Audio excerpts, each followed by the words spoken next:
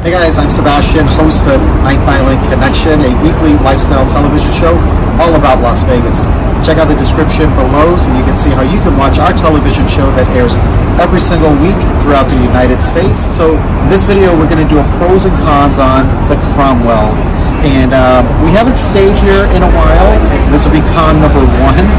We rarely see these rooms show up as a complimentary offer in Caesars Report.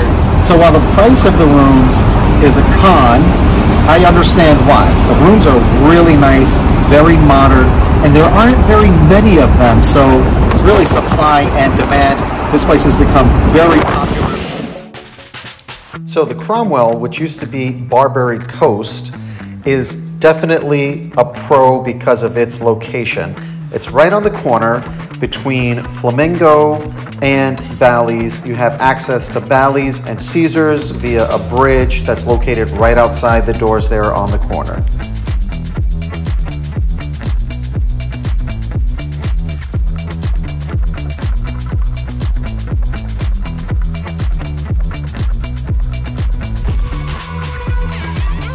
So a big pro with the Cromwell is its location. Being right in the center of the strip is going to give you walking access to several properties like Flamingo, Bally's, as well as Caesars Palace. If you want to go down a little bit further, the link is right there next to Flamingo, a short walk from Cromwell. And if you're going to walk over to Bally's, obviously you can cut right through Bally's into Paris. So it really is a nice location. So a big con for me is that outside of Cromwell, there's really nothing. Whereas outside of Bally's, you have the Grand Bazaar shops. At Flamingo, you've got Carlos and Charlie's with a nice big patio. You've got the Bird Bar for people watching, super popular. Caesars, of course, you've got the big open area out front with the new, I think it's Fat Tuesdays now.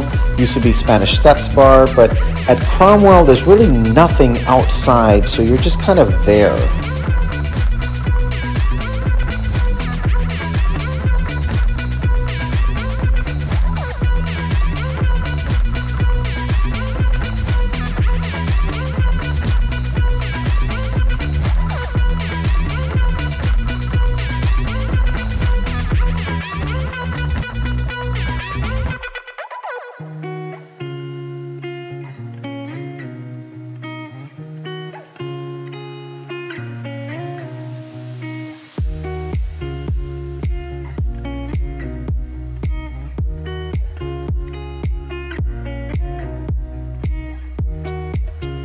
So let's get to the casino, pros and cons.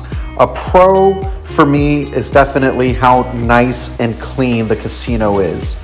A con is that it's not very big, so you don't have as many options as you do at like Flamingo or Caesars.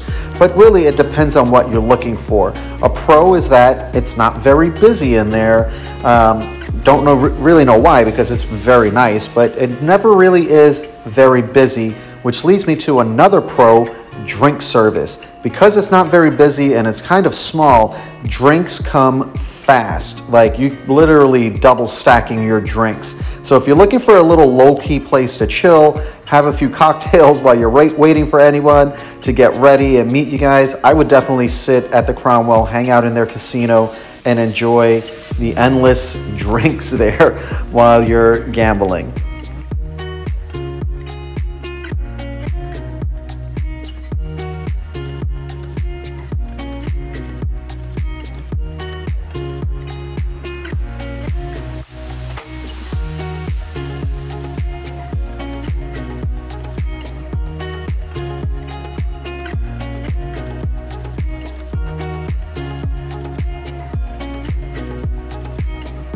So a con in the Cromwell is definitely the sports book. Now, at least they have one, and you probably say at least they have one, right? But you know what? It's super small, and if you're there on a Sunday, NFL, NBA playoffs, really any type of playoff type activity happening, you're not going to get in. It's going to be jam-packed. So that's definitely a con. Another con is that there's really no energy at this sports book. It's just kind of blah. A big pro for me is the bathroom. It's big and it's clean and it's never really busy. Another pro is that you do have a couple bars. They have their standard center bar, which is actually very nice. And there's a bar over by registration, which again is very nice. And it's not very busy in here, so you could typically pull up at any one of these bars and get quick service.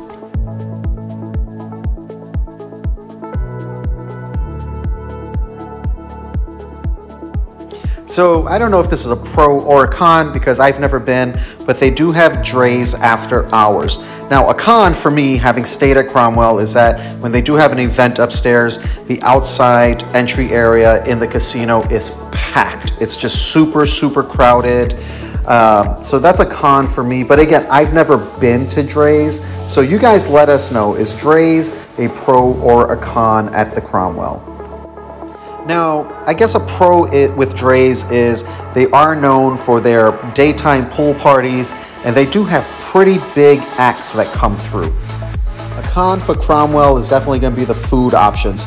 You only have one restaurant, and that's Giada's, which is pretty high-end, and you have a coffee shop by one of the entrances as well as an essential store. So that's it. If you're going to be there for a few days, you're most likely going to be leaving the property every day for your meals.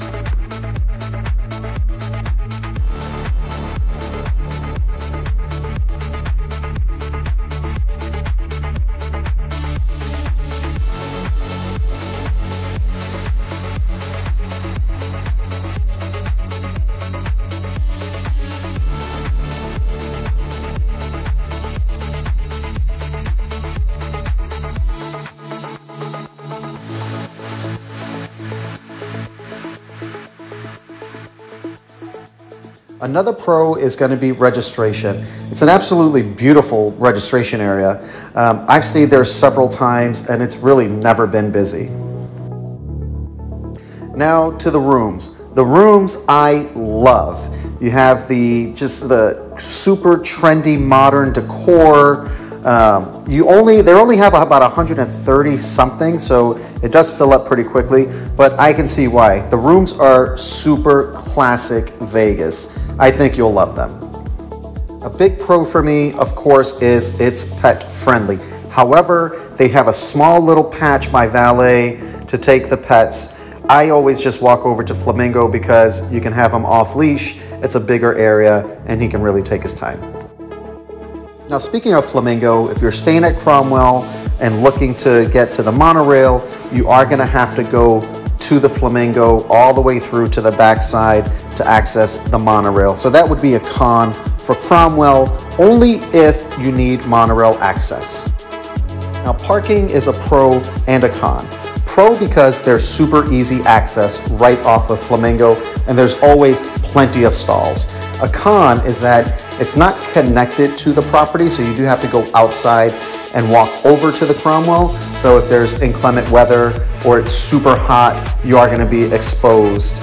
Another con is that the parking lot is in a very high crime area. For whatever reason, between the Cromwell and Bautista's is super, super sketchy, so be aware. That's a wrap on this pros and cons on the Cromwell. Give us a like, subscribe to our channel if you haven't. We appreciate your support. Let us know, do you love the Cromwell? Do you hate the Cromwell? Have you never stayed there? Would you stay there? Comment below. We want to hear from you guys. Thanks again. We'll see you in the next one.